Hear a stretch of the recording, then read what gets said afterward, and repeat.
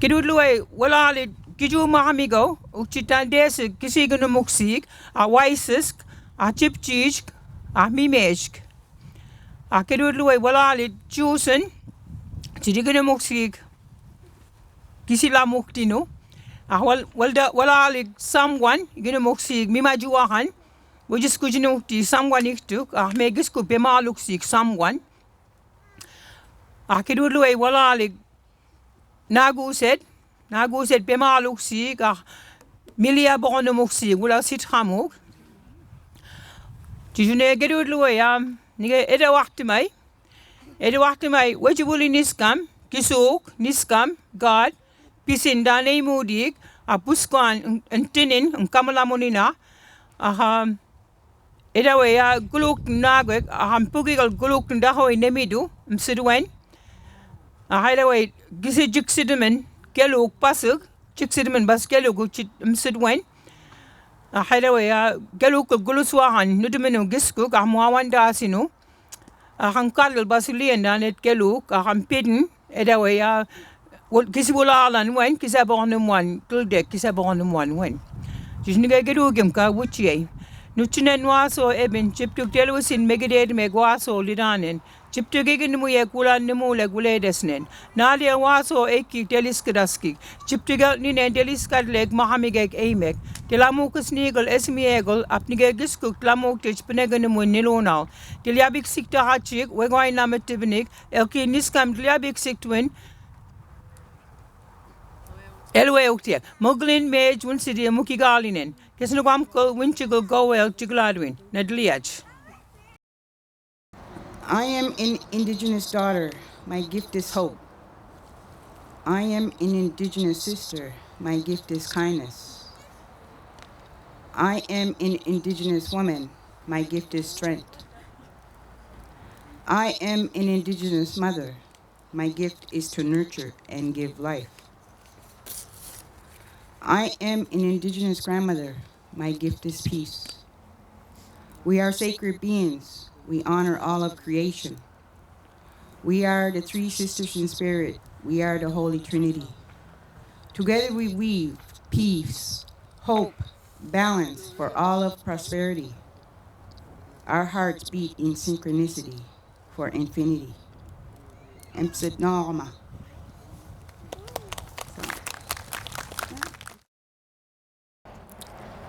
These benches, I made the first set that went in Membertou at our commemorative park there.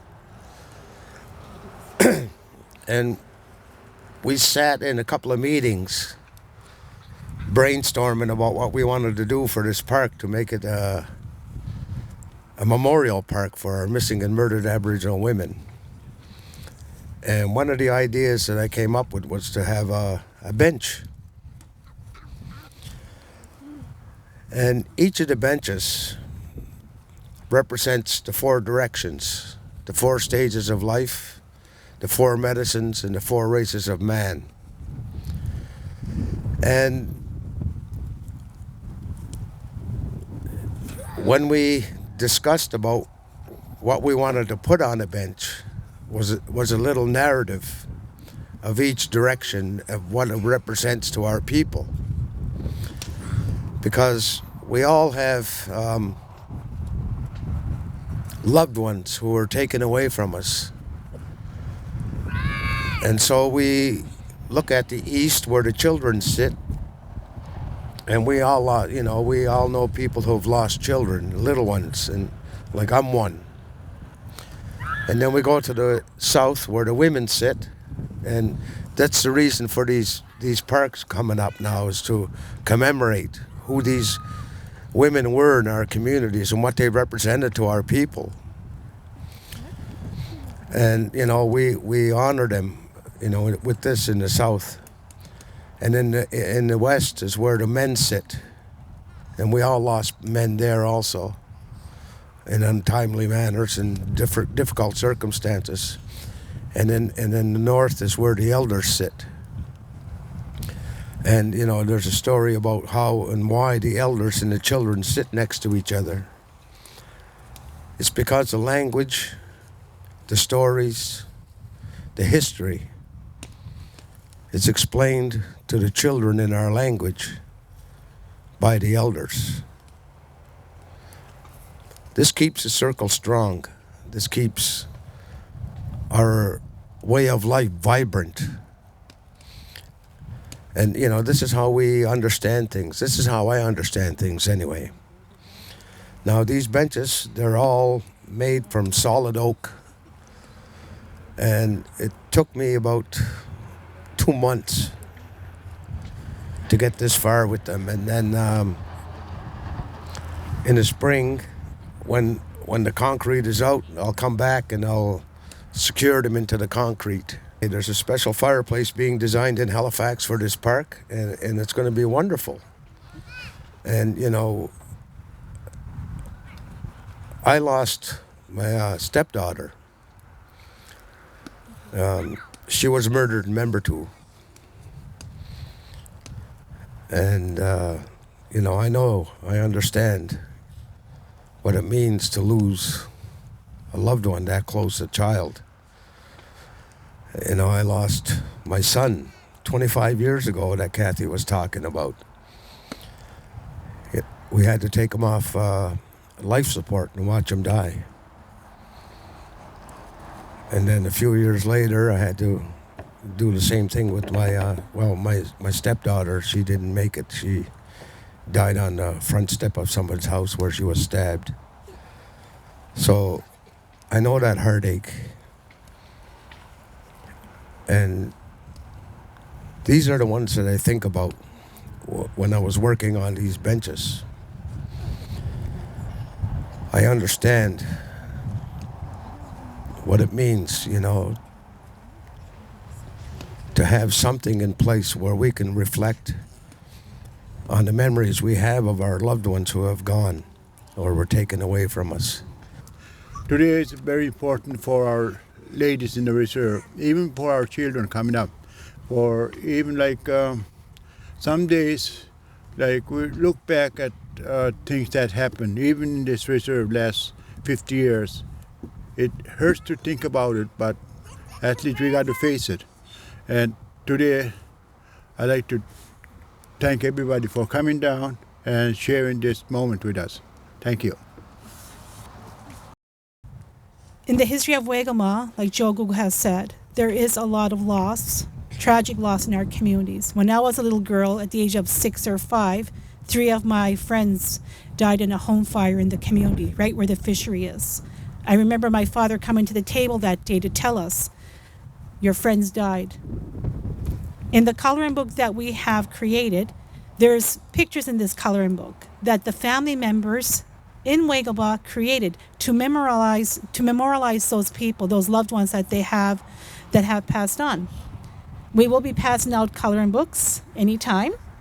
Ishbel will be handing those out to you. So that project, and this project that you see here today, was led by ideas and thoughts from the families. We have the same benches that Membertou has implemented because, well, they're stunning, they're beautiful, and to have Danny make those was meaningful. The benches are here right now. They're not going to be sitting on the grass. They will be put away, and we will have a more concrete foundation for them in the spring when we launch the opening of the park. Once our fire bowl is designed and completed, and we will be picking it up next week, that will also be put away, but it will be symbolic to this community. So Mona, Gina, Janie, Margaret, and Annie had so much input into this idea and the thoughts of what they wanted. And initially it was going to be here, and then we said no because it floods a lot. Then we said it would go somewhere else. Anyway, when Koqma decided to do this Koqma Forest of Healing, it was like, wow, yes, we need to be here. This is where the park needs to be. So in collaboration, this is where we're at today. And and I'm grateful for this. I'm glad that we're at a place where wow, we have this solid now. We have it on the grounds here. Thank you. Koqma is my home community, and I love it more than life. But 4 years ago, it sort of made me feel like I was somewhere else. I can't describe the feeling, guys, because it's too different. I walked into my home and I found my poor daughter murdered at somebody else's hands. And it was probably the hardest thing that any parent could ever see. But I was crushed, and I was just fortunate enough to have people like my sister over there, Gina, to hold me up and make me realize I want the world to be different. We all do. It's not going to be different. It's us that got to make it different. And this is what my point is. I just want all the children to know about this healing area, how it has healed other people, how our families are going to learn how to use it eventually. All the children will grow up learning it. And I'm hoping that for generations to come, that no one else will be in need of. Do you guys understand? Yeah. And I really thank everybody in Wilma for holding me together when I was falling apart. Well, we held each other together, guys, and we really did. We really did. As a community, it was the most terrible thing that could ever happen to a community. But we all joined together, and you guys held me up. I held you up. I just feel so empowered by being a part of this group that my cousin started up, because I wanted to show the world that, yeah, we're going to fight for this. Yeah, and we're going to keep praying, and we're going to keep hoping that our children don't have to grow up in a society like we have. And that's about it, guys. Valadio. Can you tell us about the PCAP project? Oh, the PCAP. What it did for your family? Oh, well, my PCAP here. This ain't my PCAP. I made my very own PCAP. And the first time I started, I restarted about, I don't know, 5 times, 6 times, about, trying to find the right thing. But when I did, it wasn't me that put it together. It wasn't me that put the ideal together. I thought the idea, but it was my sister that put the ideal. Can I get her to talk about it too? Can I get Gina to talk about it? Dina, but tell us. She's the better talker, what right? did it do for your family? It done my family. We got close together. These are my sisters. Talk about that. Yeah. And the sisterhood of the MMIW is the strongest one yet, because my sisters I hold close and near to me. And all my sisters are from MMIW. They're either from IRS or somewhere in our organizations to help heal our communities. And I'm going to let my sister talk. Say something. Okay, Mona's peak cap. Let's talk about that. So she picked it out. She said she wanted to do this and she wanted to do that, so she didn't. I kept taking it apart and putting it back. So anyways, I let her go because I was dealing with my own peak cap, which took me about 2 years. But a lot went into it. It was really hard because I'm a morning person and I have to do things in the morning, and there was days that I just couldn't do it. So it took me a long time. So I really put a lot into this peak cap. Started out, I didn't like the beads. I found beads I liked. I ripped off all. I'm surprised this thing don't fall apart, because I ripped out the beads, and then I found my beads. And when I was almost done, the binding. I didn't like the binding. Like, I took this apart 7 times with the binding till I found this magic stuff, and it went with the flow.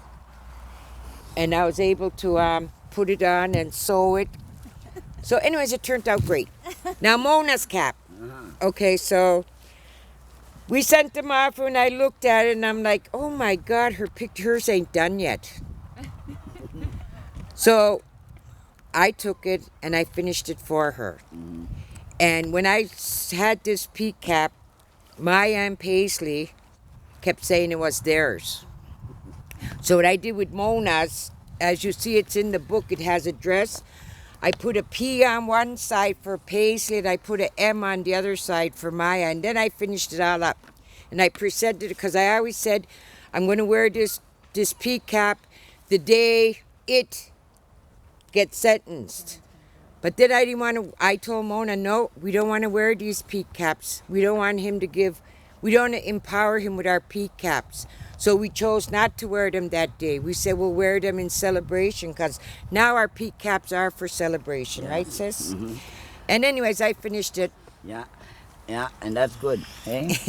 Now, okay, before you leave, Okay. okay, Karen is going to come back up, and we'd like to present, first of all, Mona. She's the first one to get this. What did I get? Oh, I love it. So you can show now. Mine. Okay, That is show everybody mine. your This cap. is mine. This is mine, guys. Woo! My finish. Yeah, finish. No, it ain't. Oh, wow. No pee and no. Okay, sisters. Okay, no fighting. No fighting. Holy moly. We're gonna have the drummers sing the Strong Women song, and Ishbel, I always want to call you Butler, Monroe Butler is our overall coordinator of Women First Light, and she's going to explain this song before we begin. So this song was created in the prison for women in Kingston, and it was created when women were put in solitary confinement, and sometimes people would get pretty depressed, and so the way that they would check in and try and lift each other's spirits up is to sing this song.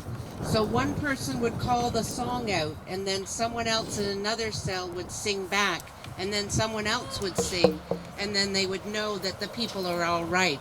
So it's how to give strength to women and keep that resilience going. Thank you. Way,